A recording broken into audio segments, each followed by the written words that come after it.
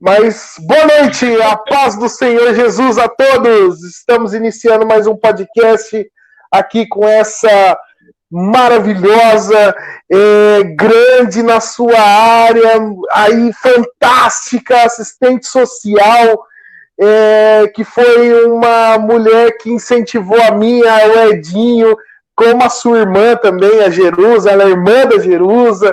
Ela é casada com o pastor Rosivaldo, também maravilhoso, nos incentivou bastante. Hoje nós estamos com ela.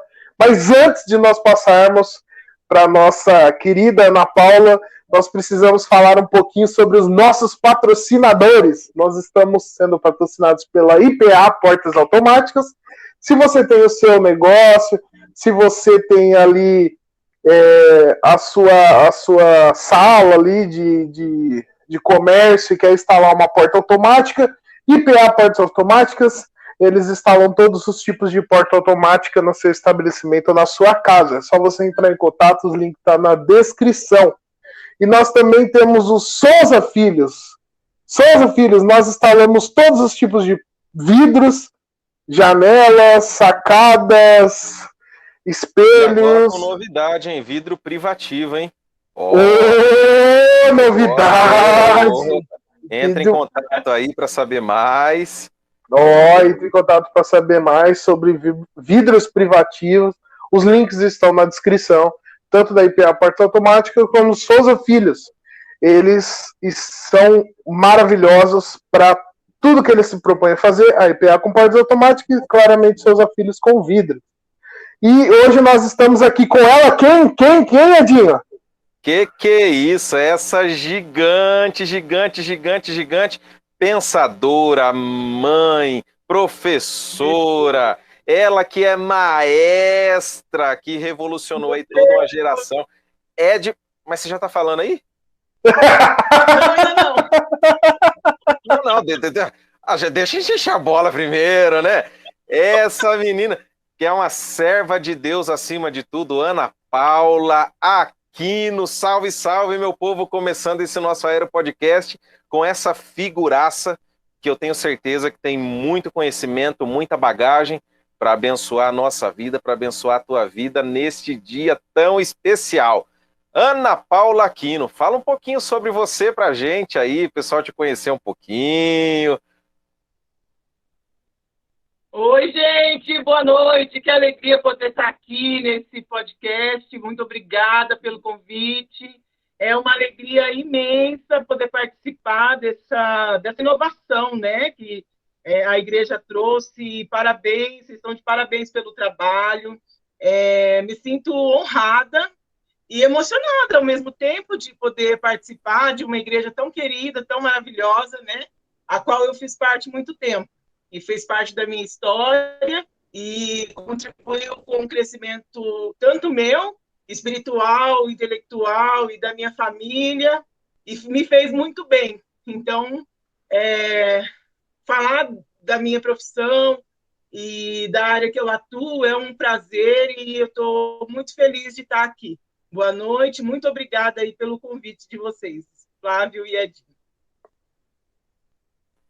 Para nós que é um prazer ter você, Paulinha.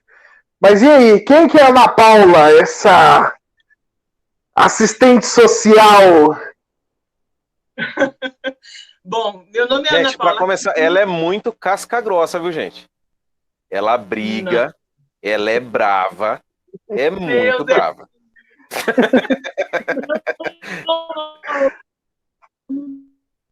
Não.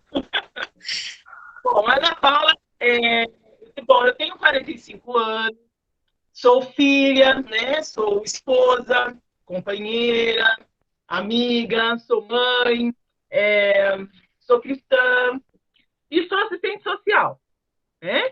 Então, assim, sou as diversas versões ao longo da vida dos 45 anos que eu tenho hoje.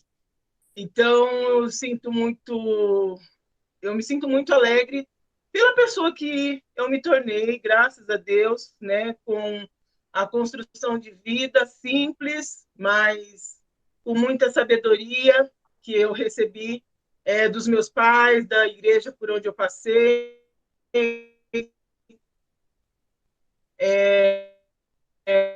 das diversas amizades e relações que eu tive, né? E uma a qual eu sou muito grata é a Igreja do Nazareno Aeronave, a qual eu fiz parte há alguns anos. E aí eu pude atuar como secretária da igreja, então aprendi bastante, trabalhar com o público.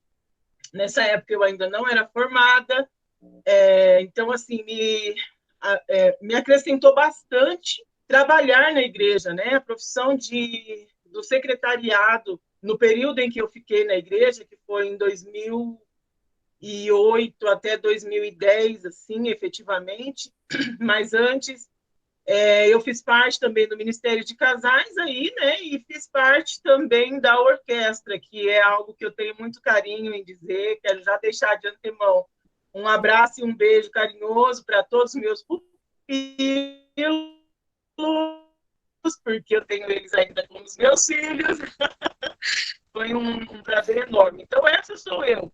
Hoje eu sou assistente social e atuo na política de saúde em uma UPA, né, que é uma unidade de pronto atendimento que atende urgências e emergências. Poxa, que legal. Social, né? Que legal. E como que é hoje, ô Paulo, assim, a gente está num momento do mundo a qual nós estamos aí com malefício, né? Que está aí rodando pelo mundo, né? A qual a gente, por diretrizes aí, a gente não pode ficar citando o nome, né? Tá, todos nós sabemos o que é, né? Você pegou desde o início ali, já trabalhando na UPA, efetivamente, né, com ele. Como é que foi esse trabalhar desde o início até hoje, como que está sendo? Olha, dentro do serviço social, só falando um pouquinho, né, fazendo um panorama do meu papel dentro da saúde, tá? Mas antes, um pouquinho, posso voltar um pouquinho antes para eu explicar os 3 conceitos, assim, às vezes as pessoas não fazem, só para as pessoas se situarem. Sim. Onde fica a assistência social, onde fica o serviço social, o que é o serviço social, né? E o que faz uma assistente social. Né? Perfeito, maravilha. A assistência social ela é uma política pública estabelecida, instituída pela Constituição Federal, que ela faz parte de um tripé de proteção social para os cidadãos. Então, existe nesse tripé tanto a previdência social, a assistência social e a saúde. Então, os assistentes sociais, eles atuam tanto dentro da política de assistência social e no INSS, né, que é a Previdência Social, e também na política de saúde, também na educação, em outras áreas, né, também requisitam um serviço social. Mas só estamos falando sobre os conceitos. A assistência social é uma política instituída pela Constituição Federal. Serviço social é a formação, né? A minha graduação é em serviço social. A pessoa que cursa serviço social, ela é uma assistente social. Né? Essa é a nomenclatura que se dá para a profissão. Então, eu sou uma assistente social. E existe o assistencialismo. O assistencialismo é a lógica da benemerência, daquilo que você faz por sentir uma empatia. Isso você não precisa ter uma formação. Por exemplo, você quer ser voluntário de uma ONG, você quer fazer uma ação social na igreja, você conhece um grupo que está vulnerável, precisa de ajuda. Então, é uma lógica de ajuda, né? Esse é o assistencialismo. Então, por exemplo, eu sou formada em serviço social e sou uma assistente social. A política de assistência social, esse direito, ele não é um favor. O que muitas vezes as pessoas acham, mas assistente social é aquela moça boazinha que fica lá e ajuda os pobres. Boazinha ou ruinzinha, né? Que é até legal. E assim, vamos falar. Então, posso continuar? Pode sim. Então, a assistente social, ela trabalha, né, no meu caso, trabalho na garantia, na efetivação e na garantia dos direitos sociais, tá? Sim. E os direitos sociais é uma garantia da Constituição para todo brasileiro. Todo brasileiro tem esse direito, né? Então, eu hoje atuo dentro da política de saúde, que é numa UPA. Então, ali na UPA, o meu papel é atender aquele paciente, é atender o familiar do paciente, fazer uma articulação com os equipamentos que atendem à saúde, que atendem a questão social, que atende toda que faz a proteção tanto da saúde quanto da assistência social. Então, o meu papel é verificar as necessidades daquele paciente, daquela família, e articular ela para isso, né? Para que ela seja atendida e acesse aquele direito que é garantido por lei, que muitas vezes nem ela sabe. Então, assim, a pandemia, só voltando agora no assunto que o Flávio trouxe, a pandemia, ela aprofundou as desigualdades sociais, né? Então, hoje a fome, ela bate a porta, né, de muito mais pessoas.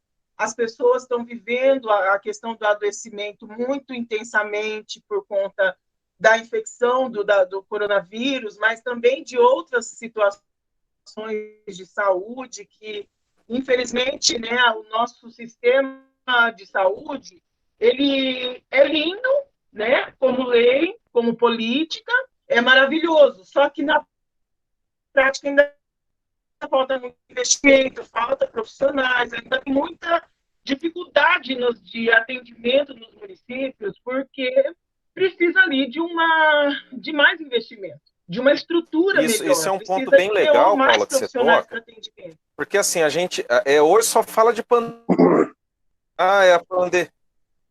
é a pandemia, Uhum. sim. E hoje é legal porque só se fala de pandemia, pandemia. Mas esses são problemas que já vêm de dias anteriores e muito distantes, não vem não, Paula? Porque não é algo que Assim, começou agora, né? Essa dificuldade, essa e nesse desigualdade, na momento, verdade. a desigualdade social no Brasil ela é gritante já há muitos anos, né? Então, assim, a pandemia ela só trouxe mais luz ao que já existia, né? Tirou Então, debaixo do tapete, né? exatamente, ela só desvelou o que já existia ali de muito ruim, né, no tecido social, né, nas famílias, o quanto as famílias já vinham em condições precárias. Então, ela trouxe luz a isso. Só que, assim, além de trazer luz a isso, existe o agravante do vírus que realmente infecta pessoas, né? E aí, a pessoa que já está numa condição de vulnerabilidade, que já não acessa os direitos, ou então está vivendo numa condição precarizada, em vários sentidos, ela está sofrendo os impactos ainda mais. Porque se ela precisa, por exemplo, de fazer um isolamento, vamos supor, às vezes Sim, eu atendo um paciente que tá infectado, vamos supor, ele precisa de fazer um isolamento social. A família, às vezes, é aquela família estendida, que mora todo mundo junto, às vezes 8, 10 pessoas em 2 é igual a cômodos, minha.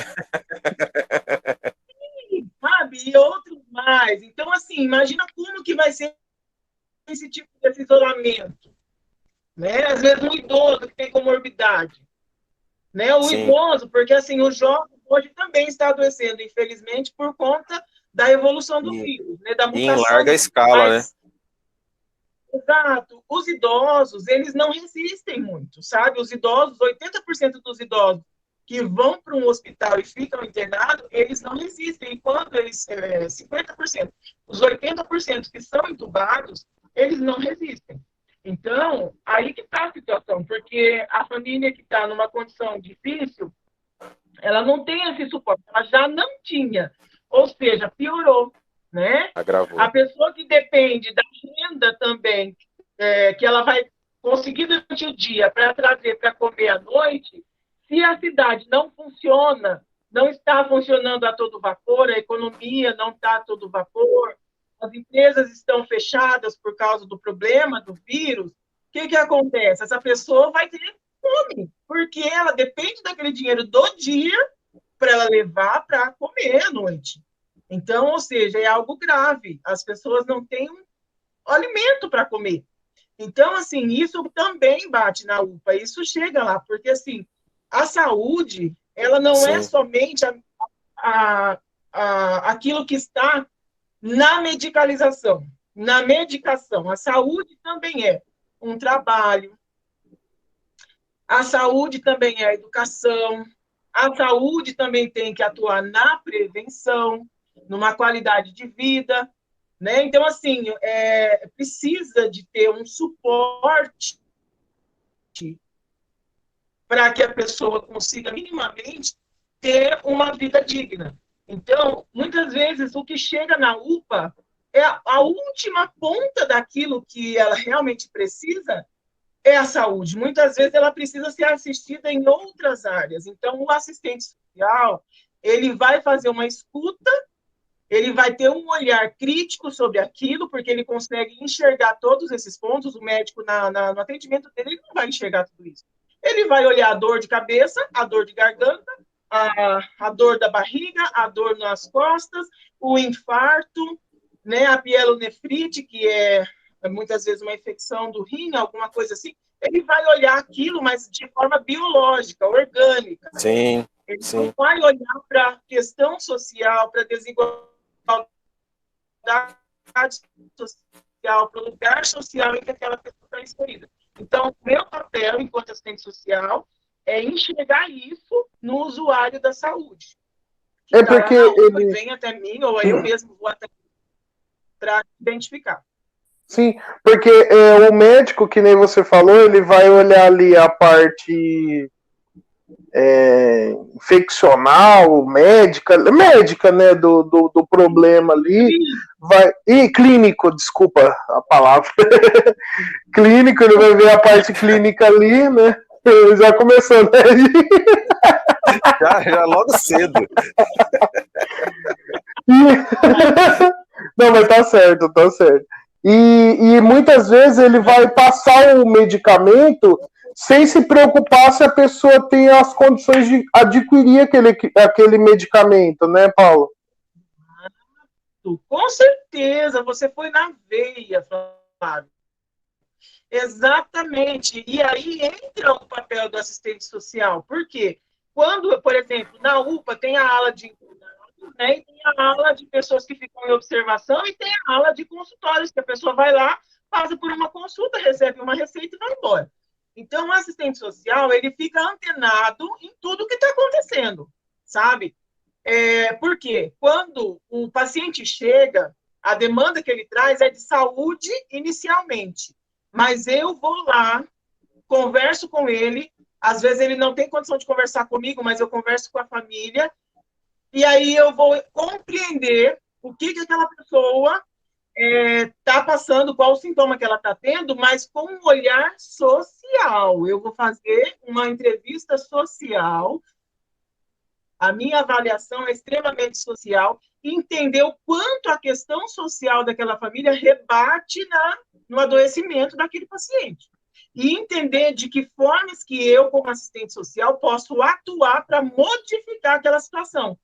Então, como é um setor de urgência e emergência, eu não tenho como fazer o acompanhamento daquele paciente, daquela família. Então, eu vou orientar e eu vou fazer encaminhamentos. Então, aí eu vou acionar toda a rede de proteção daquele território onde aquela pessoa mora, para que aqueles equipamentos possam dar assistência e continuidade para acompanhamento daquele paciente. Puxa, que legal. Ô, Paula, e a questão da pandemia dificultou muito essa questão da assistência? Ou você acha que a questão de colocar mais em evidência essa necessidade facilitou esse trabalho? tem aumentado muito a demanda? Como você tem sentido isso? Olha, tem aumentado a demanda, sim, viu, Edinho? Na verdade, a gente tem uma dificuldade, né?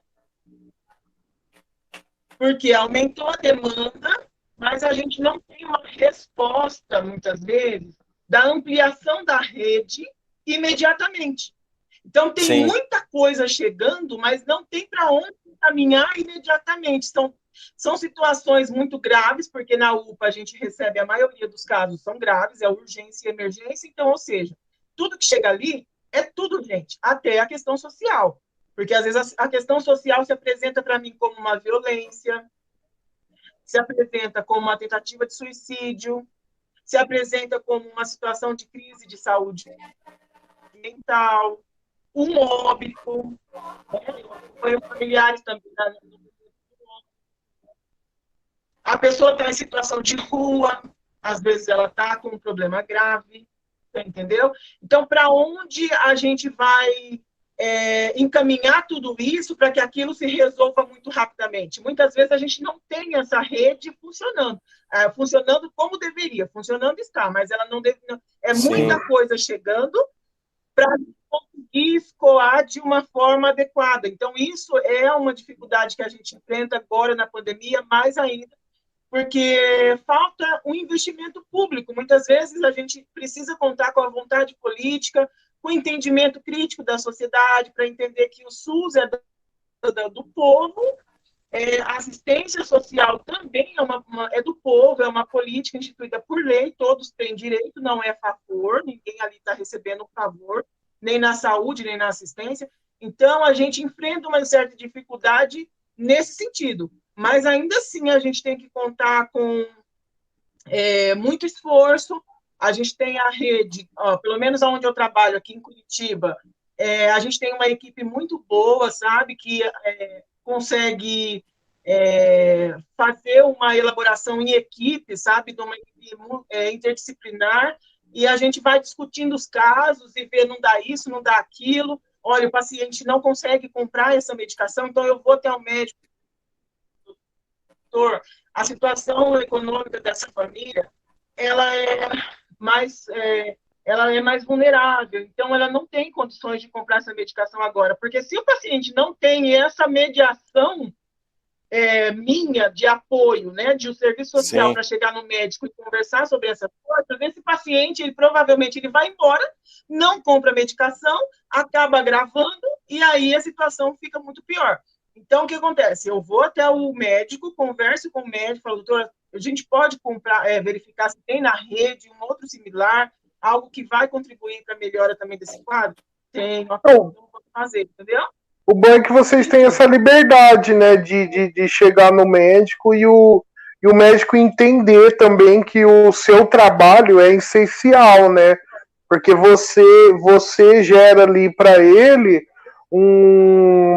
eu penso que é um braço muito importante, porque a partir do momento que nem você falou, doutor, ele não vai poder adquirir esse tipo de medicamento, tem como fazer uma adequação tal para gente. É muito importante, né? Esse trabalho eu estou vendo com muita importância, porque é muito difícil. O nosso país é muito difícil. Na verdade, acho que não só isso, né, Flávio? Isso que a Paula trouxe aqui, Paula, além de esclarecedor, coloca muitas coisas no lugar, porque a gente tem esse pensamento que o assistente social ele funciona de duas formas. Ou é para arrumar comida, para cuidar. Não, o assistente social arrumou uma cesta básica, não sei o que e tal. Ou é para ver a situação e encaminhar para o conselho tutelar e arrancar a criança da família. Ô Paula, deixa eu confessar um pecado. Deixa eu confessar. É isso mesmo, mas não, deixa eu confessar. Nosso papel é de proteção social, entendeu? A gente atua na proteção social. Então, por exemplo, mais além. Muito mais além, sabe? Quando o assistente social, ele vai até uma residência, ele vai verificar quais as condições que aquela família está, o que precisa ser acessado, qual direito foi violado daquela família, porque às vezes a pessoa está em uma situação de violência, mas ela também sofreu violência do Estado, porque o Estado precisa garantir certas políticas, e só que ela não teve acesso, você entendeu? Faltou também algo para ela. Então, a gente não que isso justifique a violência, não tem nenhum sentido. Mas, às vezes, aquela família já tem uma estrutura violenta porque ela também já não recebeu um direito lá atrás. Então, algo faltou. Então, a gente, como assistente, a gente vai, identifica tudo isso. Claro que, às vezes, por exemplo, no caso de uma criança, que um assistente social, ele vai fazer todo esse estudo social, quem tira a criança não é assistente social também, é o conselho tutelar, né? Ele tem essa função de ir lá, quando tem uma denúncia, uma situação, ele vai lá averiguar, acompanhar, a família não consegue ter a função protetiva, o direito da criança não pode ser violado, porque a criança tem o direito também, né? E ela precisa ser protegida. Ela está em desenvolvimento, ela não tem como responder por ela. Se a família não a protege, então o Estado a protege. O Estado a protege no papel do conselho tutelar. Então, aí entra o assistente social para fazer a mediação com a família, para compreender o que está acontecendo com aquela família, para tentar, de novo, colocar aquela criança na família, fazer o acompanhamento, a orientação, sabe? Mas aí é uma outra questão. Na minha área da UPA, eu não atuo com visita domiciliar, eu não acompanho os pacientes que chegam até lá. Né? Para mim, chega mais a urgência mesmo. Então, por exemplo, uma situação de violência sexual, de abuso, de negligência, a criança negligência ao idoso, acontece bastante.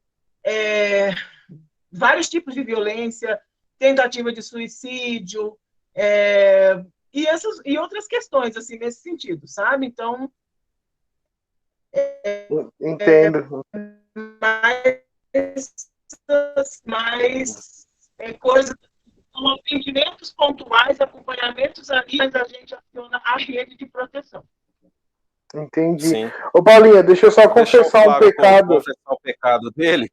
Deixa eu confessar o meu pecado, porque a Rai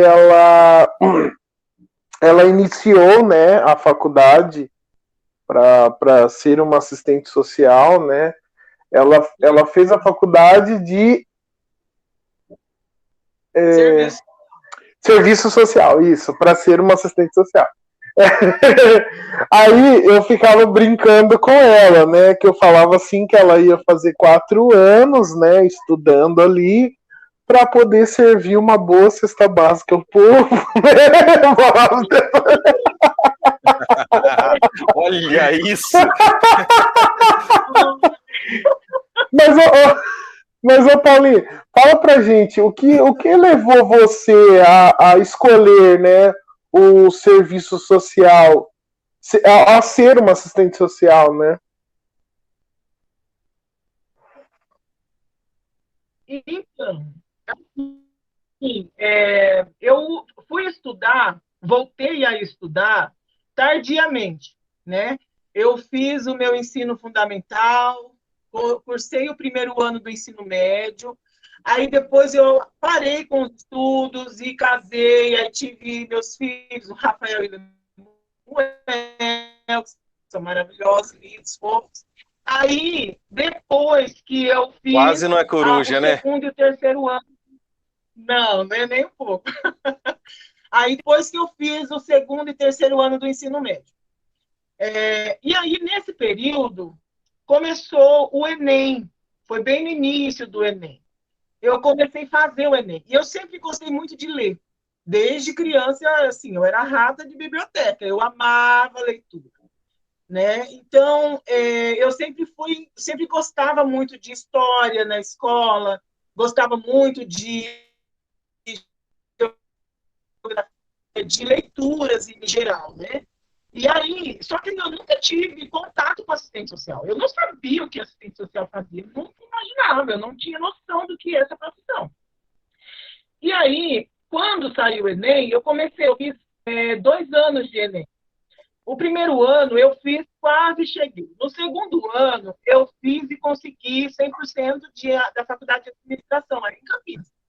Consegui a faculdade de administração pelo Enem. Minha nota, né, alcançou. Como eu sempre trabalhei como secretária, trabalhei na minha juventude, eu trabalhava também em escritório. Então, assim, trabalhei dentro de hospital, mas sempre na área administrativa. Era uma área que eu achei, poxa, acho que eu vou me identificar, né?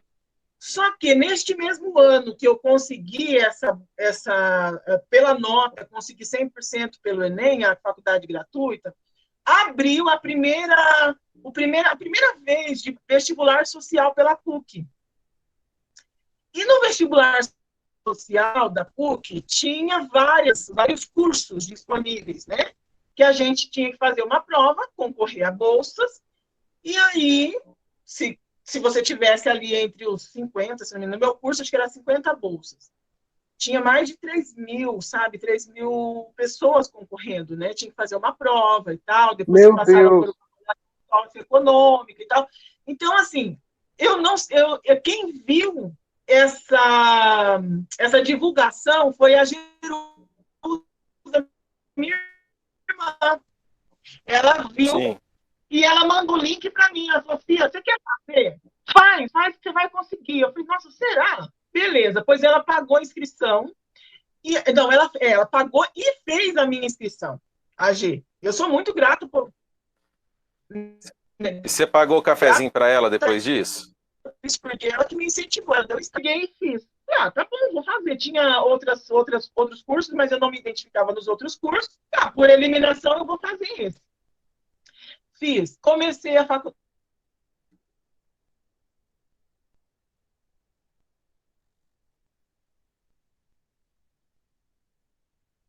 Certeza.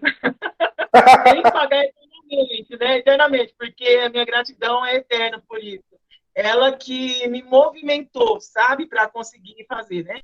E aí, então, assim, eu consegui passei em 11º lugar, né, das bolsas, consegui meu lugar, né? Uau! Documentação, deu tudo certo. De 3 mil, você conseguiu passar em 10º lugar. 11º, consegui. Puxa, então, olha isso, hein? Nossa, muita gratidão ao Senhor. Aí eu iniciei o curso. Me apaixonei de cara, porque era tudo que eu queria, né? Assim, eu só percebi que era realmente o que eu queria fazer na vida depois que eu estava estudando na faculdade. Porque ali eu aprendi, ali a gente aprende sobre a história do Brasil, sobre as políticas sociais, sobre os direitos civis, sobre várias coisas, né? O processo da sociedade, de construção de sociedade, né? Então, assim, a gente entende dentro da Faculdade de Serviço Social como se desenvolvem, né, as sociedades e a democracia, o quanto ela é importante para que as pessoas tenham seus direitos garantidos. Né? Então, eu sempre gostei dessa área mais crítica política, né? Mas na faculdade isso ficou muito mais aguçado, porque realmente eu aprendi ali cientificamente várias questões e eu fui me identificando, e fui gostando, e hoje eu acho assim que é realmente o que eu nasci para fazer, é uma coisa que eu amo, sou apaixonada, quero continuar estudando, porque é algo que eu gosto demais. E recomendo quem gosta. E você consegue ver o agir de Deus nisso, Paulo? Porque, igual você falou, não é a primeira opção, né, que você foi atrás, né? Na verdade, eu acho que não seria nem a última, né? Porque foi a Jerusa que apresentou. Você consegue ver a mão de Deus trabalhando em tudo isso, Paulo? Consigo, com certeza, Dinho, com certeza. Foi Deus, e eu creio assim que Deus ele tem propósito na vida de cada pessoa. E o propósito dele é naquilo que aquilo que ele criou cada pessoa com suas habilidades, potencialidades, né? Nós somos criação de Deus, a semelhança do Deus Altíssimo. Não que isso nos faz grande, mas que nos faz individualmente especiais, né? Então, eu vejo que Deus, através trabalhou na minha vida, toda a minha história, a história da minha família, aquilo que eu sabia fazer, aquilo que eu tinha mais a predisposição em fazer, aquilo que a vida foi me levando, assim, né? Não que a vida leva eu, nada a ver, né? Não tem nada a ver, mas toda a minha trajetória, ela culminou na profissão que eu acredito que Deus me criou para isso, sabe? A faculdade veio me dar instrumentos para trabalhar e saber cientificamente, entender cientificamente a condição daquela pessoa e não culpar a pessoa por aquilo, mas entender o que está acontecendo no entorno dela, no contexto dela, o quanto que a história dela e o lugar social em que ela está rebate naquela dificuldade que ela está me apresentando. Porque você entende que uma pessoa que nasce lá no Barão Geraldo, ela vai ter certas dificuldades, que a pessoa que nasce, por exemplo, qual que é o bairro aí mais vulnerável que tem aí? No Campo Belo. Campo Belo, né? Você entendeu? Minha terrinha, hein? Cuidado para não falar mal da minha terra, hein? Olha outra. Nos diques, não sei, talvez. Você entendeu? O quanto as dificuldades daquele território vão rebater, o impacto vai rebater na vida social daquela família, daquela criança, daquela escola, daquela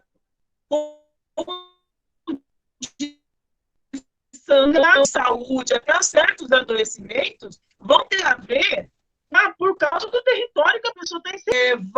Vai culminar, muitas vezes, numa emergência de uma UPA. Sim. Né? E é o que chega para mim. Então, eu tenho que ter esse entendimento para não chegar na mãe que está passando por uma situação complicada com seu filho e jogar toda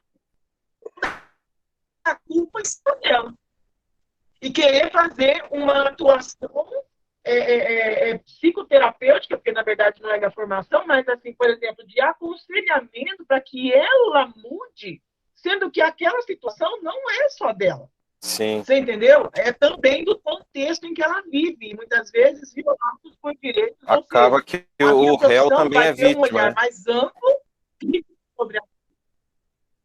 E de certa forma, sim, você entendeu? Ela chega lá para mim apresentando um problema, mas na verdade o problema dela eu preciso desvelar, sabe? A realidade nem sempre está ali exposta para mim. A realidade muitas vezes depende de eu ter um olhar, um acolhimento, um olhar mais crítico, um olhar mais, uma escuta qualificada, dar um espaço para que ela tenha uma conexão também de confiança, porque existe o sigilo profissional. Então ela vai trazer, às vezes tem históricos de violência e abusos, você entendeu, lá na infância, na adolescência, tem muita situação que chega para mim de tentativa de suicídio, que é violência na infância, Meu Deus! Você entendeu? Então, assim... O ato propriamente dito é só o estopim de algo muito, muito grave que já está por trás, né, Paulo? Exatamente. Então, assim, tem tudo isso, sabe? Que a gente precisa ter esse tempo.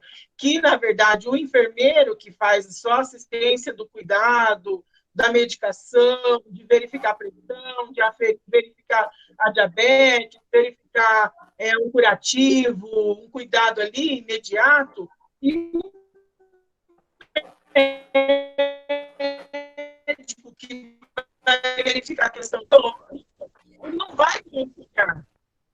Por isso, a importância da assistente social. Então, o assistente social ele tem um olhar treinado para enxergar essa situação e ter um olhar de saber o que fazer. Porque uma coisa é você estabelecer uma conexão com aquela pessoa para que ela te faça tudo. E depois, eu faço o quê? Você entendeu? Então, o que fazendo tudo isso? Eu preciso ter conhecimento do território, saber das políticas, saber dos direitos daquela pessoa para que eu possa orientar e informar para ela. Porque o que você falou, e eu gravei bastante, é que a assistência social é um direito, né? É um direito meu. Eu, como cidadão, eu tenho direito. Tenho direitos, tenho deveres, tenho direitos, né? E aí eu fiquei muito me perguntando o que foi que você respondeu agora.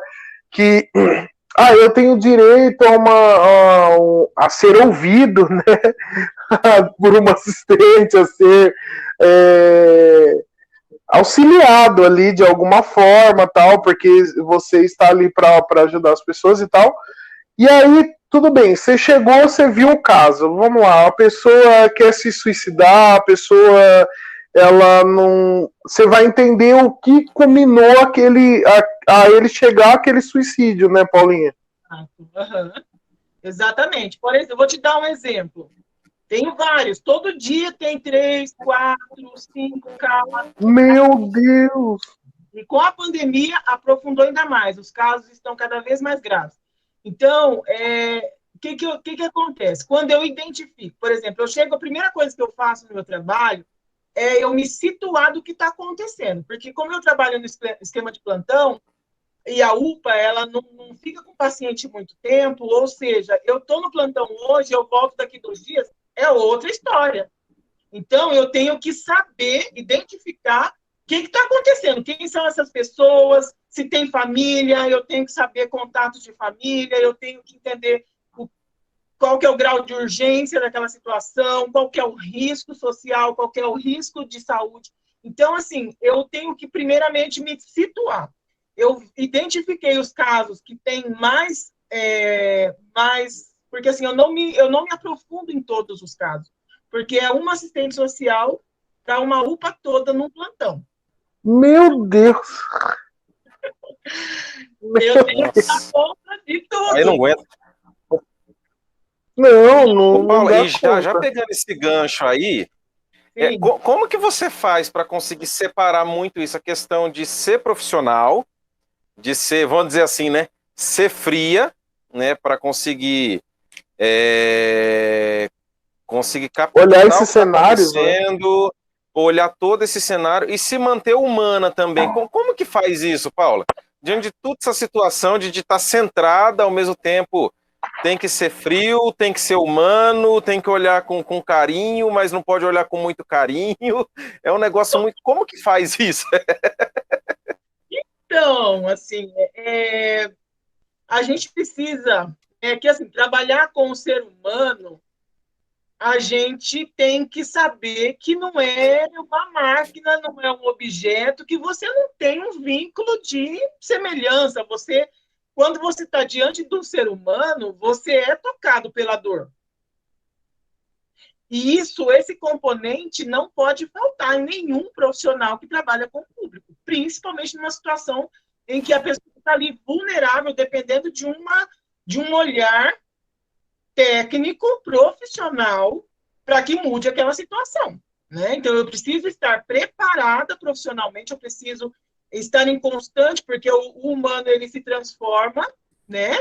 Ele vai modificando, a sociedade vai modificando, as políticas vão se modificando, então eu não posso ficar estagnado. Eu preciso de me profissionalizar cada dia mais, aprender mais, para que eu consiga oferecer um trabalho de qualidade, para que eu consiga me aprofundar no caso, ao ponto de saber como intervir naquela situação de forma efetiva e eficiente, para que mude aquela situação.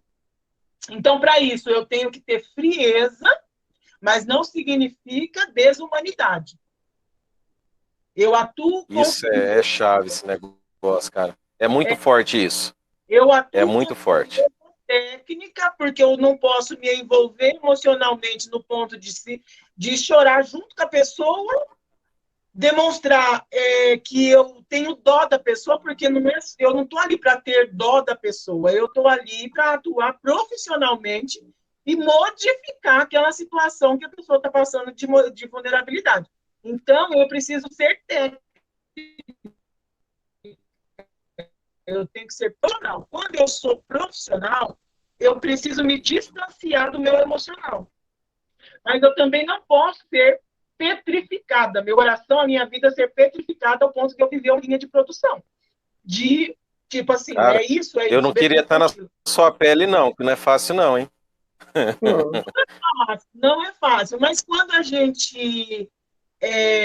quanto mais você aprende, você se profissionaliza, você consegue se descolar do seu emocional. Não que eu não sofro. Por exemplo, numa situação de violência à criança, eu Esse deve ser o pior. já tive atendimentos que porque assim, eu preciso fazer o acolhimento da criança, eu tenho que ouvir a criança, eu tenho que ouvir a mãe ou a pessoa que está ali acompanhando, a avó, quem traz a criança, eu preciso entender o que aconteceu de uma forma que eu também não violente aquela criança novamente, para que ela vivencie novamente aquela situação de então eu tenho que ter algumas estratégias, né? Porque senão eu exploro cada vez mais a dor e a criança vai sendo machucada de novo, ela está vivenciando Ao invés de ajudar, acaba atrapalhando, né? Até isso tem que ter sensibilidade, né, Paulo? Então, eu tenho que ter essa sensibilidade, exatamente, para conseguir identificar e puxar os pontos chaves para que aquela pessoa que violentou seja responsabilizada. Porque o meu papel enquanto assistente social, além de resolver aquela situação naquele momento, aquela situação vai ser jurídica. Vai se desenrolar numa juridicidade, né? E aí, o que vai acontecer? O juiz vai ter o meu parecer, o meu olhar técnico profissional quando ele estiver decidindo a vida da pessoa que abusou. Então, é importante eu pegar tudo que aconteceu, eu não negligenciar o atendimento, eu não ter somente um olhar de dó, porque não adianta eu fazer o meu relatório social daquilo ali com a dó da criança. Eu tenho que ter técnicas, eu tenho que ter um olhar profissional mesmo, para destacar realmente qual foi o caminho do abusador, todo o contexto da família, quem é essa pessoa, sabe? Identificar tudo isso, junto à criança e à família, claro, né? Para que eu acione os equipamentos que faz a investigação, que faz todo o levantamento depois, para fazer para que tenha uma audiência adequada e a criança seja protegida desse abusador, para que ela não fique de novo. Porque quando o profissional é negligente nesse sentido, infelizmente tem profissionais bons e ruins. Quando o profissional é negligente, o que acontece? A criança ela não é protegida, porque se fica algumas dúvidas, algumas pontas soltas, o profissional que não é especializado nesse assunto, ele não vai assumir isso, né? Então, Sim. É meu papel enquanto assistente social. Mas quando eu termino de fazer esse atendimento, já aconteceu de eu ir chorar. Eu vou para o banheiro, vou para a sala de descanso dos funcionários, eu estou sozinha, ali eu desabo literalmente. Não tem principalmente com criança, né? Pelo amor de Deus, eu acho que eu não conseguiria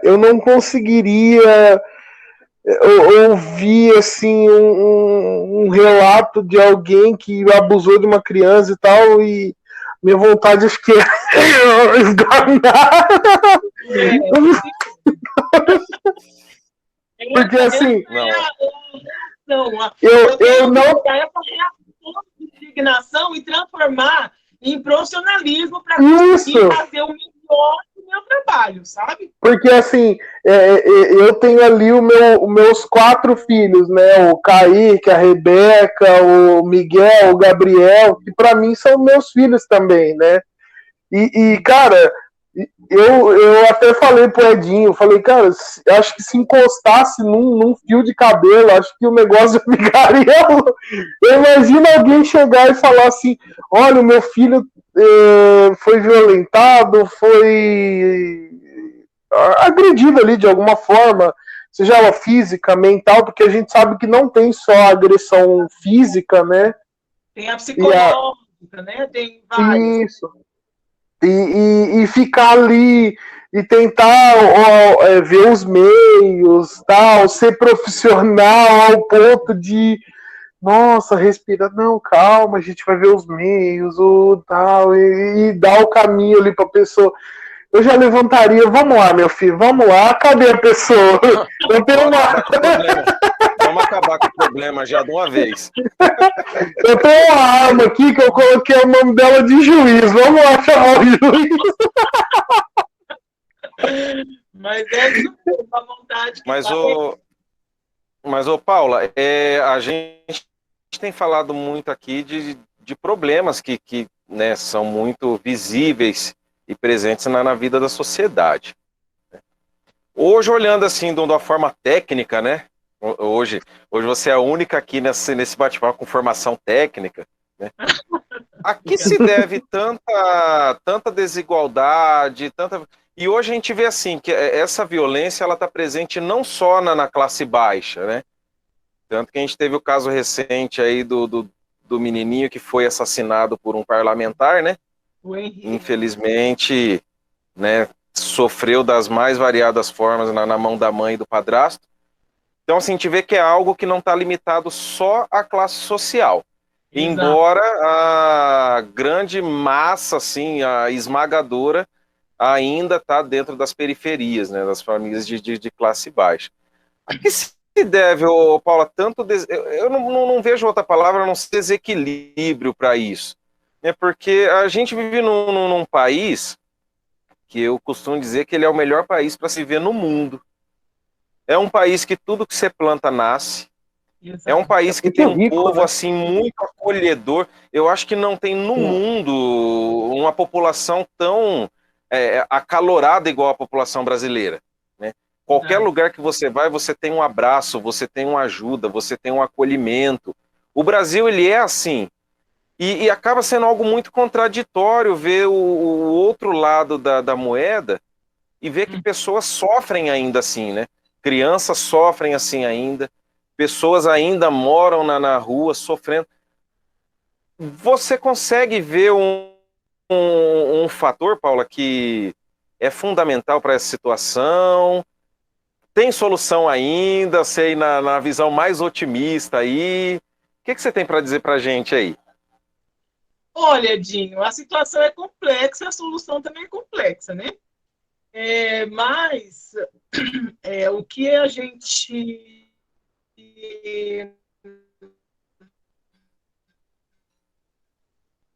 o que eu consigo verificar diante de todos os estudos e leituras que eu já fiz, né, lendo vários cientistas e estudos sobre tudo isso, sobre a forma de produção da sociedade, né?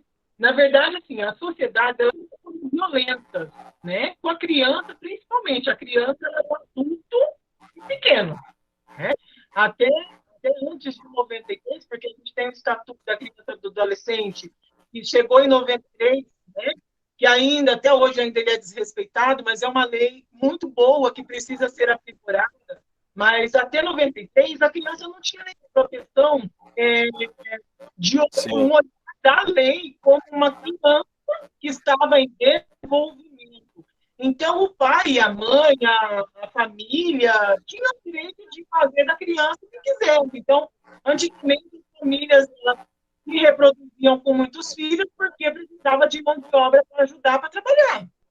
Né? Então, a criança ela já ia trabalhar, tipo, com 6, 7 anos, ela estava numa lavoura, pegando ferramenta pesada, ela já sempre foi abusada, né?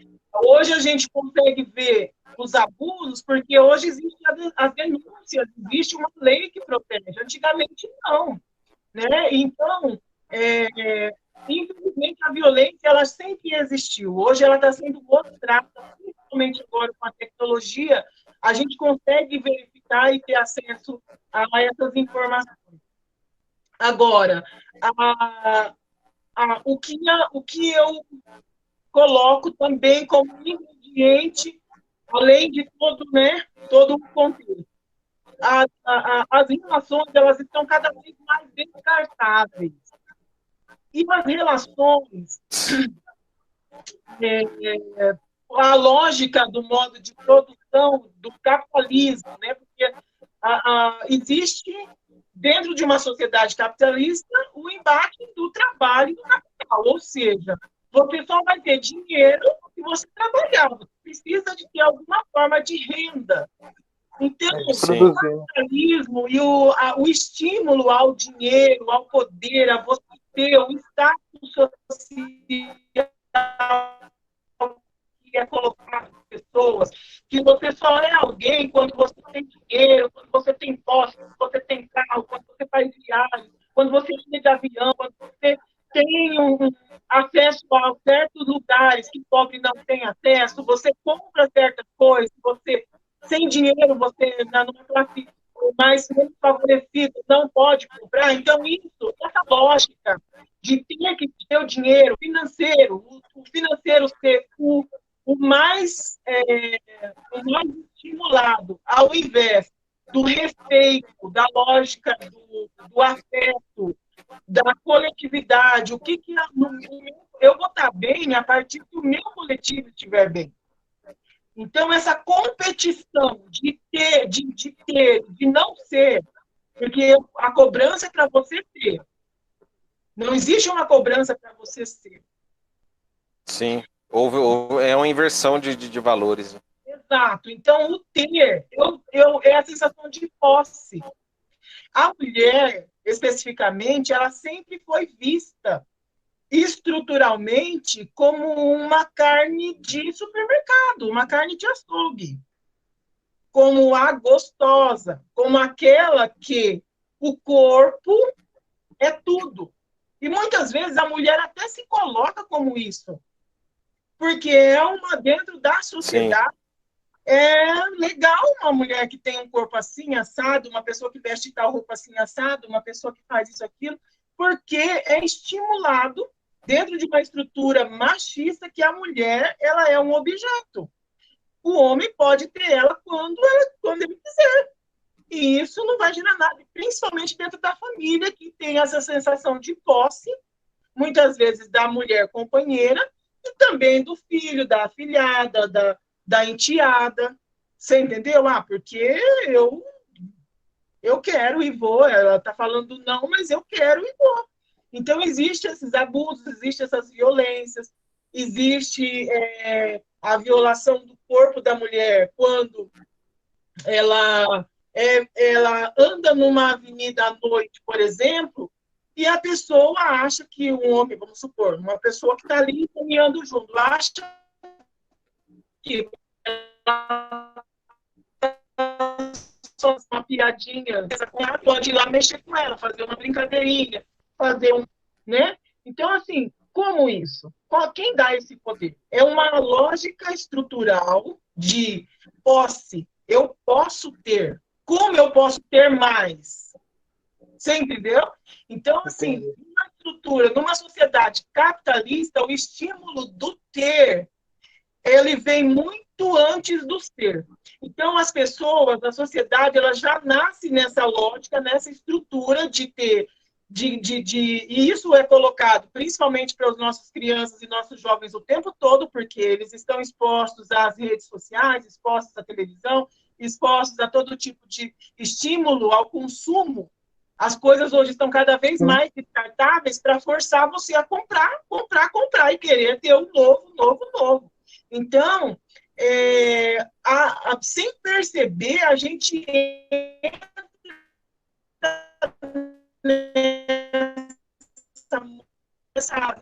nessa máquina de gente, porque você está competindo com outro que está ali, que pode pegar a sua vaga de trabalho, que pode ganhar mais que você. Então, você vai querer ganhar mais, você vai trabalhar mais, você vai fazer isso, vai fazer aquilo outro. Você entendeu? Então, enquanto você está focado em ganhar dinheiro, as suas relações vão se destruindo, vão se deteriorando. A sua mente, nos seus valores éticos e morais, vão se deteriorando também. Porque o que para mim é caro nesse momento? Eu ficar com a minha família, escolher comer um prato de arroz e feijão, ou eu vou fazer mais um turno de hora extra para ganhar um dinheiro e muitas vezes eu preciso pagar a conta de luz. Mas existe um estímulo a essa máquina, sabe, de produção, de ter que trabalhar, e você é excluído do seu contexto familiar, do seu tempo de abstração, porque isso é saúde, do seu tempo de leitura, do seu tempo de contemplar os seus filhos crescerem. Muitas vezes são colocados aí para terceiras pessoas, né, cuidarem, ou seja, as crianças ficam expostas também. Então, isso gera muito risco, né? Mas, Paulo, não, nada. Eu não tenho ideia do quanto eu viajei aqui nessa fala sua você que é a estrela aqui, pelo amor de Deus. Mas assim, na sua fala, eu identifiquei uma coisa que acontece até conosco, né? O Edinho, não sei se já aconteceu isso com o Edinho, mas já aconteceu comigo. Por exemplo, do seu chefe chegar a mandar mensagem para você ou falar com você assim: ó, amanhã vai ter uma hora extra, você pode ir? Aí você fala, poxa, não vou poder, que amanhã, né, eu marquei tal coisa. Né, pô, estamos tendo uns cortes aí, e é complicado, né, a gente tá vendo aí quem tá fazendo hora extra, a gente tá de olho aí, quem tá produzindo aí pra gente, né, sabe, gerar aquele... como que eu posso dizer? Aquela pressão psicológica, né, pra você fazer o constrangimento, né? De certa forma. Assim. E o que ele fala é real, porque naquele momento, se você abre mão do seu trabalho, vamos supor que você tem aí um salário de 2.000, e aí vem outro, né, ele né, num momento como esse de desemprego, outro chega e aceita fazer o que você faz por 1.000, por 700, por 900. Então, existe uma concorrência muito grande.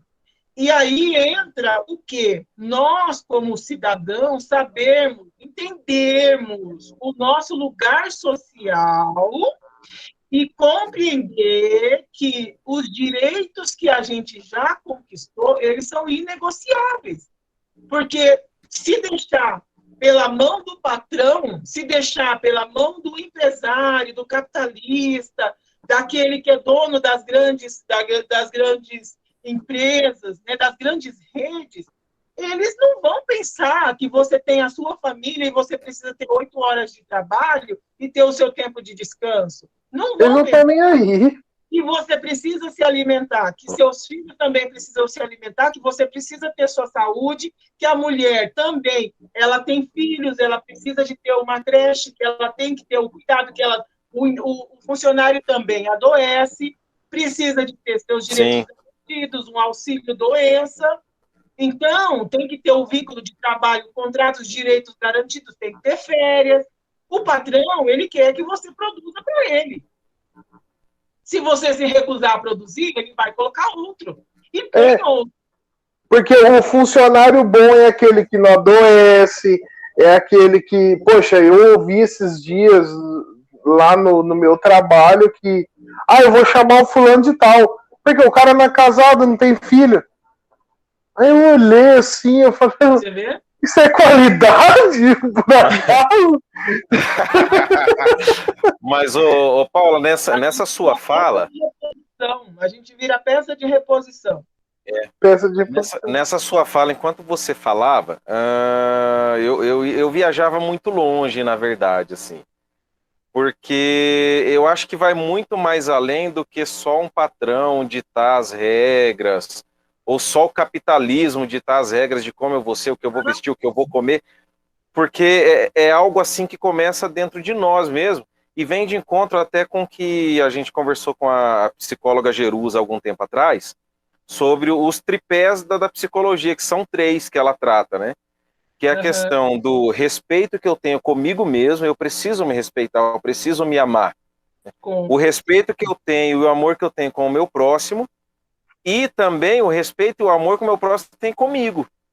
Quando é quebrado alguma ponta desse tripé, a gente tem problema. E, inclusive, a gente vê muito essa questão que você falou da mulher, da desvalorização, tanto por parte do homem para com a mulher, como também da mulher que tem se desvalorizado muito. Eu até brinco com a Laís que a mulher, infelizmente, algumas têm se nivelado por baixo. Sim. Em vez de puxar a sociedade ou puxar os julgamentos ao nível lá em cima, ela acabou se rebaixando muito. Então a gente vê que tem uma perca de valor no ser humano, né? O ser humano, ele perdeu o valor que tem devido, que vem de encontro, inclusive, com a passagem que diz que aquilo que é de boa fama, aquilo que é bom, aquilo que é saudável, aquilo que merece algum louvor, isso sim ocupe teu pensamento. Exato. Né? Então, acho que por conta da gente não... Sim. Oi, Paula. Deu uma cortadinha aqui. Só pontuar uma questão aí, né? Em relação ao que você falou, por exemplo, da mulher, né? Da mulher se nivelar e tal. Eu entendo o que você colocou, Edinho, mas a mulher, ela precisa compreender. A mulher, ela precisa compreender o quanto ela ainda é vulnerabilizada, ela ainda é, de uma forma historicamente, Sim, ela é violentada. Porque a mulher, ela chegou sim, a começar a ter acesso à opinião, ao mundo do trabalho, agora, no último século, sim, né? sim, isso é fato. Então, o mundo ele foi todo construído para homens. A mulher não era nem contada. Exato. A mulher não podia falar, eu não quero estar dentro dessa relação. Ela não, imagina, eu sou o homem, eu que mando. E aí tinha isso legitimado, isso era, sabe? Então, assim, hoje a mulher ela está conseguindo romper com certas situações de machismo estrutural. Então, assim, ela precisa ter uma consciência crítica sobre essa situação. Porque quando ela não tem, ela acaba sendo colocada dentro desse patamar de uma forma alienante, de uma forma alienada, sem entender que aquela situação que ela está é de uma situação estrutural, de um machismo estrutural. Então, eu não acuso por ela estar naquela condição. Na verdade, tudo é construído para ficar naquela condição, mas acontece que as mulheres elas não estão aceitando mais se sujeitar a esse papel que foi colocado para elas lá atrás. Numa construção, E nem pode. Exato, numa construção de um mundo para homens. E aí a mulher ela só era coadjuvante para o cuidado, né? Ela não tinha postos de influência para a sociedade. Então, as leis eram criadas para quê? Para a proteção do patrimônio, dos homens, das coisas, mas para a mulher, não. Tanto que a Lei Maria da Penha, ela veio só agora, em 2005. Né? Então, imagina só, o quanto a mulher sofria, e aí ela chegava numa delegacia, o que era colocado como punição para uma violência? Isso quando era identificada como uma violência. Uma cesta básica. E esse homem voltava para onde? Para casa, de novo, para violentar essa mulher novamente. Então, assim, e ela apanhava pela cesta que ele deu e a que ia dar depois. Então é forte. Que essa mulher ia buscar fazer uma denúncia, buscar um direito que ela não tinha? Ela não tinha. Então, assim, para você ver o quanto que a transformação em relação à mulher ela é muito lenta. Então, a sociedade é construída para homens, ou seja, ainda falta muito, muito, muito.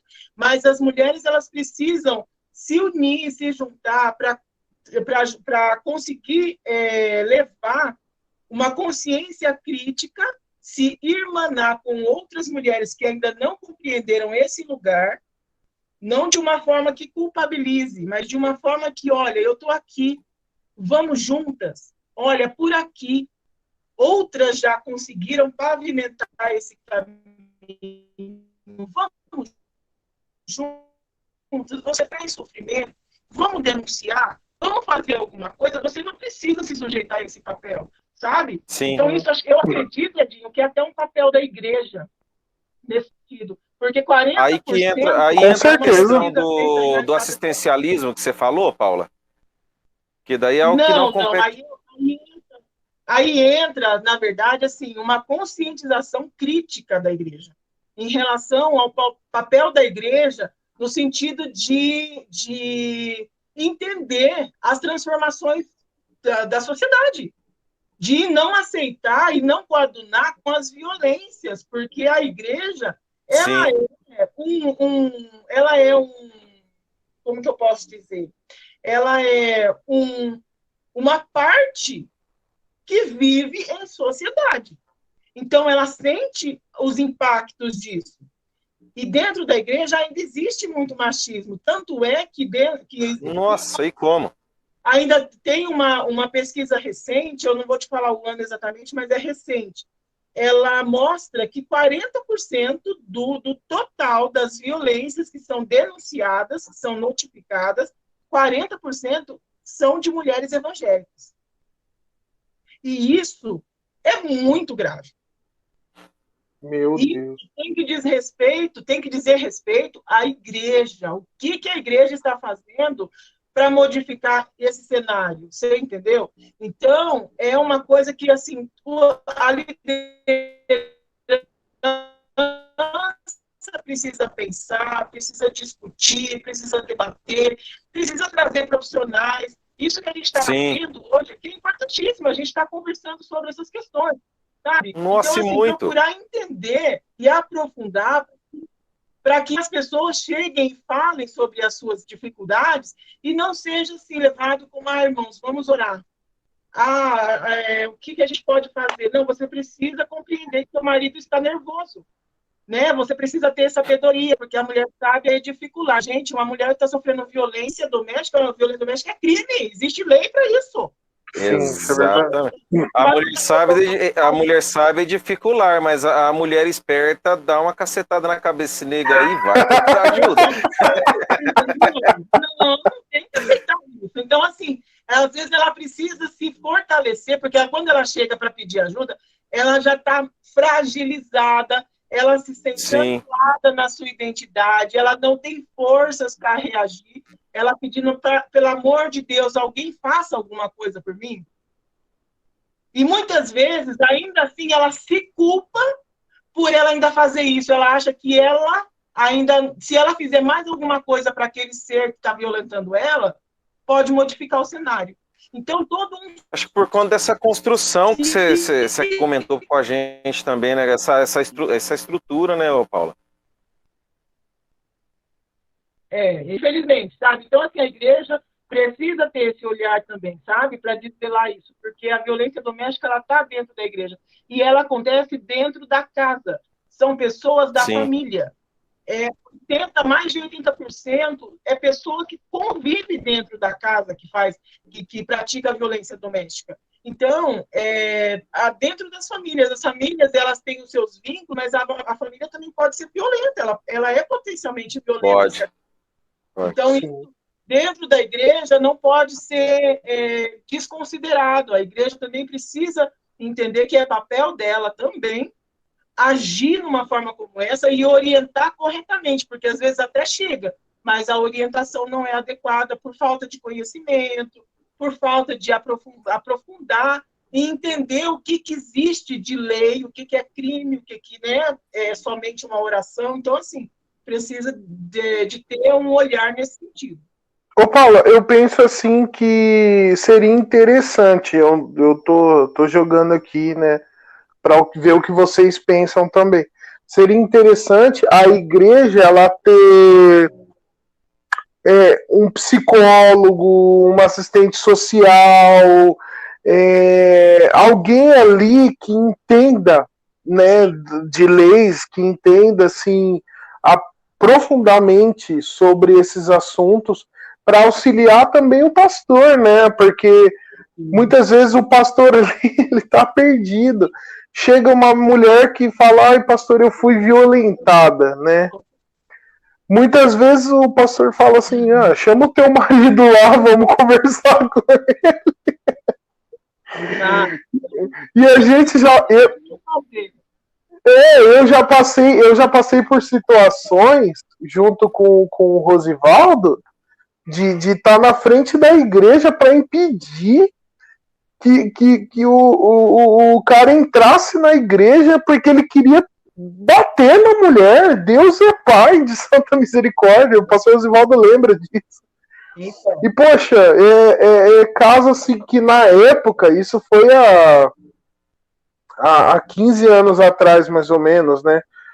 Poxa, mas foi um caso que me chocou e me veio à memória agora, que você falou que tudo é meio recente para ajudar a mulher. Realmente é mesmo, porque a minha mãe, ela sofreu muito a agressão do cara que ela foi casado antes, do meu pai, que foi o cara que me gerou, mas não importa, não quero dar nomenclatura para ele também já faleceu, mas ela foi violentada e ela não sabia para onde ir, nem o que fazer, né?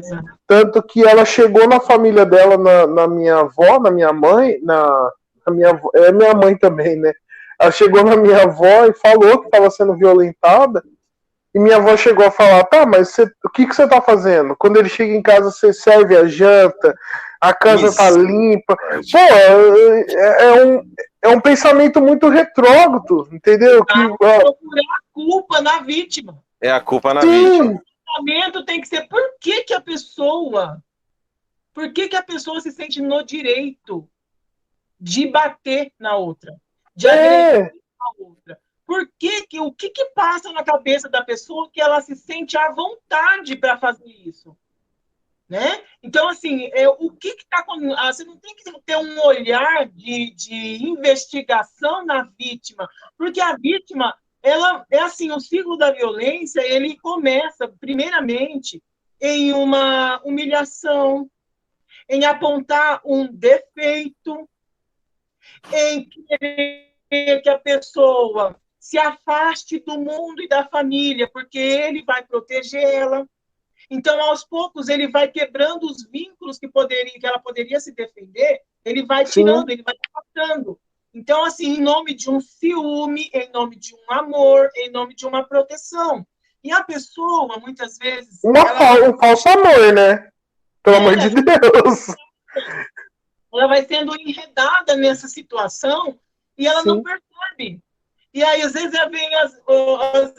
vem uma agressão verbal, e aí ela fala, poxa, mas ele está nervoso, não, mas eu devia ter pensado para fazer isso, eu não devia ter colaborado, porque ele chegou nervoso do serviço, nossa, ele ficou nervoso porque não tinha janta, ele ficou nervoso porque eu não coloquei a roupa no varal, uma coisa assim, eu acho que eu vou fazer. Aí a pessoa acha que ela que tem que agradar, que é ela que tem que modificar. Exato. Porque se ela não modificar, ele não vai humilhá-la, ele não vai anulá-la, ele não vai tirar sua identidade. Ele não quer que eu trabalhe, porque ele vai prover tudo que eu tenho dentro de casa. Mas ele me perguntou se eu quero trabalhar.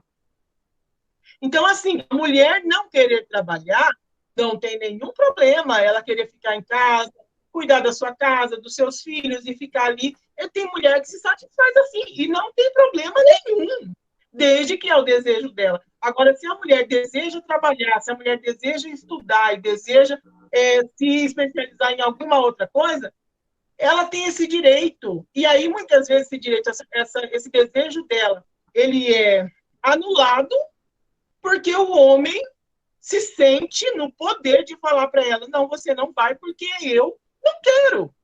Porque não falta nada para você aqui dentro. Falta sim, falta ela ser satisfeita naquilo que ela quer fazer. Não, e às vezes o não falta nada tenta se resumir só a comida, né? Exato. Eu vi até uma mulher falando, infelizmente, nós estamos caminhando para o final, e essa parte mais triste, porque o negócio começou a esquentar, você viu que o trem ficou quente. Não! Eu vi até uma mulher fazendo ela fazendo um stand-up, e aí ela falou, não, porque eu casei, o marido falou que eu não ia trabalhar e não sei o quê, papapá, e realmente, mas aí eu precisava fazer uma unha, ele falava que estava bom, precisava comprar uma roupa, ele falava que estava bom. Traduzindo, eu aprendi a fazer minha unha, eu aprendi a fazer meu cabelo, eu comecei a costurar minhas roupas, eu não casei com o marido, eu casei com o Senai, porque ele me formou numas 3 profissões. Às vezes o cara, às vezes essa questão do prover acha que é só a comida, e não é só isso, tem muito mais que isso. Mas, gente, é terrível essa parte, eu fico muito chateado com essa parte, que a gente tem que encerrar. Mas nós vamos voltar, Paula, porque tem assunto ainda, tem pano para manga. Esse assunto esquentou e nós vamos ter que nós vamos ter que retomar ele, porque eu acredito que é de suma importância isso. Ô, Edi, pensando, a gente pode até ir em Curitiba, né, gravar com ela, né? Rapaz, já pensou um negócio desse? Quando a pandemia acabar, claro. Assim que resolver essa pandemia, é fantástico. Paulinha, para a gente ir finalizando, com muita dor no coração, porque agora que esquentou o trem, esquentou bonito, eu preciso de duas coisas suas, que você fale para a gente a importância de ser cristã dentro dessa profissão, o quanto isso tem te ajudado, te orientado a ser realmente luz na vida dos que precisam, né? E aí a gente gostaria também que você deixasse uma palavra para quem está te ouvindo e uma oração para abençoar a vida desse povo aí que está sendo muito edificado pela sua história de vida e pela tua experiência aí. 3 coisas, né? Cada um fica com a tua. Bom, sobre ser cristã dentro da minha área. Eu tenho as minhas convicções, né? Convicções que desde a minha infância foram colocadas e muito bem pavimentadas pela minha criação, que eu tive uma avó que era muito temente a Deus. Então, assim, a gente não tinha muito conforto, mas a gente tinha ensinamentos de valores, né? Valores cristãos. Então, a minha avó, ela nos ensinava a orar, ela nos ensinava a ter intimidade com Deus. Então, desde muito pequena, minha mãe também, né? Sempre, minha mãe, assim, ela é uma, como que eu posso dizer, uma coluna mesmo, sabe, para nossa família de ensinamentos e de exemplos também, né? Meu pai também, na época, a gente teve algumas situações, mas meu pai também nos apoiou, né? Também, do jeito dele, da forma que ele conseguia na época. E depois, na minha fase adulta, eu fui compreendendo melhor o Evangelho. E aprendendo que o Evangelho, ele é prático. O Evangelho, a gente é uma vida rendida a Deus. E a gente ser luz para o próximo e a gente viver de uma forma que glorifique a Deus. E viver de uma forma que glorifica a Deus tem a ver a profissão também. Qualquer profissão eu quero fazer para a glória de Deus. Qualquer profissão. Se você vai passar um pano no chão, faça o melhor que você pode fazer. Passe um pano muito bem passado. Então, se Deus me deu a oportunidade de ser assistente social, eu quero fazer o máximo que eu puder, da melhor forma que eu puder, e ser efetiva e eficiente dentro daquilo que chegar à minha mão. Melhor, como se eu estivesse fazendo para Deus. Porque Deus eu encontro no próximo. Ele é o meu próximo. Então, quando eu faço para o próximo, os pequeninos, eu estou fazendo para Deus. Né? Porque quando tive fome, tive sede, tu me deste de comer.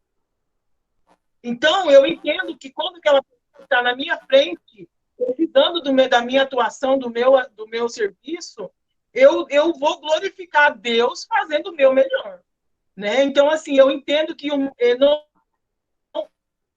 glorificar a Deus, claro, o meu coração é um coração de Deus. Eu sei que Deus está comigo todos os momentos. Ele está comigo todos os momentos. E, às vezes, um suspiro é uma oração. Às vezes, um desespero é uma oração. Deus, ele está me vendo naquele momento. Quando eu estou angustiada, olhando para aquela situação desesperadora, buscando respostas, e nem sempre eu dou conta de encontrar as respostas, porque muitas vezes não tem. O que tem é insuficiente. Eu peço ao Senhor sabedoria, todos os dias. Eu falo, Deus, me faça enxergar. Espírito Santo me leva, me ensina, me ajuda. Então, eu sei que o Espírito Santo está comigo. E eu confio plenamente, sabe? Então, eu entendo que quando eu estou naquele momento, eu também estou glorificando Deus. Eu estou prestando o meu culto naquele momento dentro da minha profissão. Eu estou oferecendo a minha profissão em culto de adoração a Deus. Então, o culto dentro de uma instituição, no domingo, aquelas 2 horas que a gente passa sentado na igreja, aquele momento é em comunidade que a gente vai prestar o culto ao Senhor, de adoração e louvor, né? E aquele momento que a gente para ouvir também da palavra, aprender da palavra. Mas o meu culto é no chão da vida também. É no dia a dia. É a hora que eu acordo, a hora que eu durmo.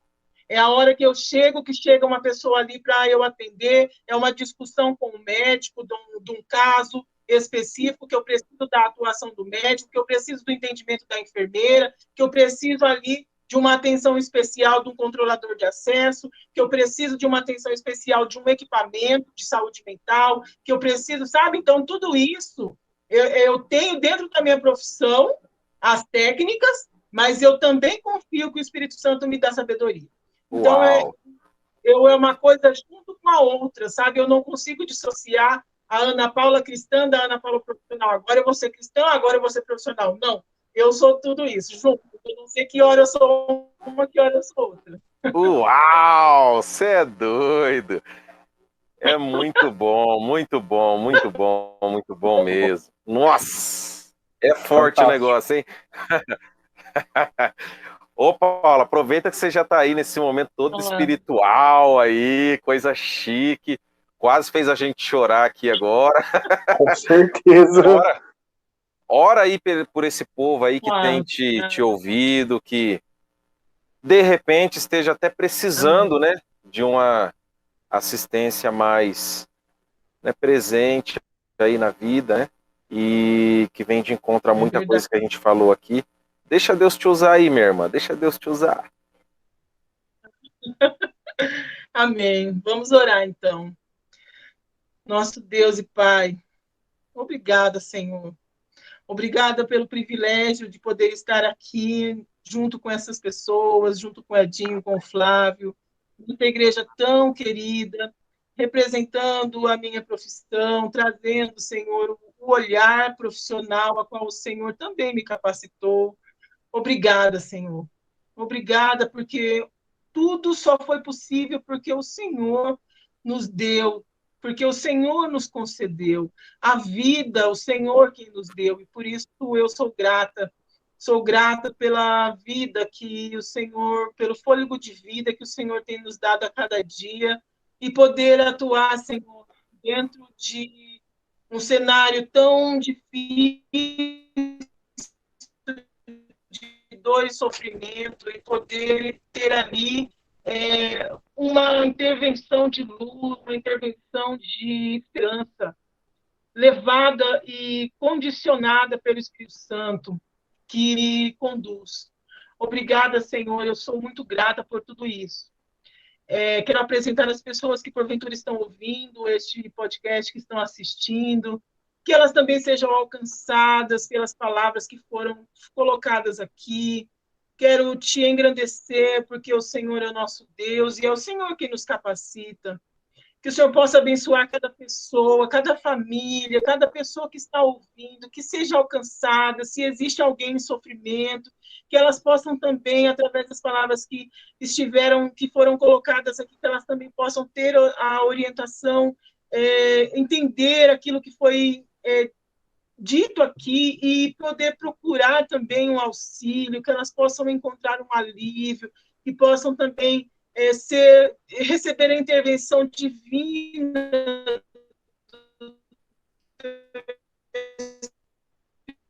santo de conhecimento e se reconhecer como pessoa que também tem seus direitos estabelecidos, que tem condições de romper com essas situações de dor e sofrimento, de violência e de dificuldade. Aqueles também que querem também seguir nessa profissão, que têm interesse, que o Senhor venha capacitá-los.